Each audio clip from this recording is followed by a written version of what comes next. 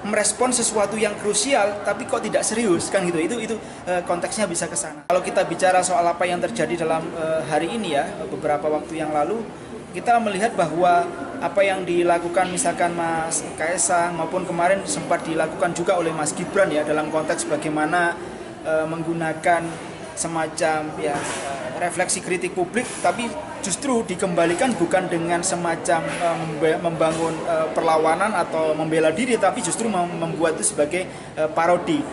Itu kecenderungan dalam konteks gaya komunikasi politik anak muda memang cukup disukai. Karena apa? Dengan membangun seperti dalam konteks parodi itu menunjukkan bahwa kesan bahwa biar masalahnya tentu tidak membesar.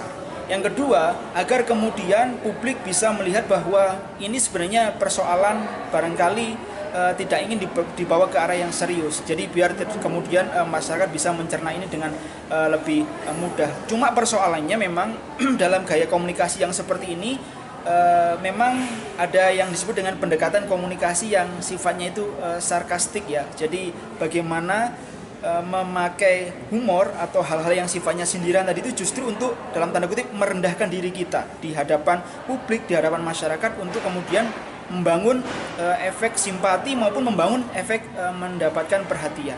Jadi kalau kita melihat apa yang terjadi dalam penggunaan komunikasi politik atau komunikasi gaya politik anak muda, kita bisa memberikan konteks bahwa hal-hal seperti ini memang sebenarnya menarik ya. Cuma kalau gaya komunikasi seperti ini itu tidak sesuai konteks ya, itu kecenderungannya bisa disalahpahami. Karena apa? Kenapa bisa disalahpahami? Karena nanti dianggap merespon sesuatu yang krusial tapi kok tidak serius kan gitu. Itu konteksnya bisa ke sana.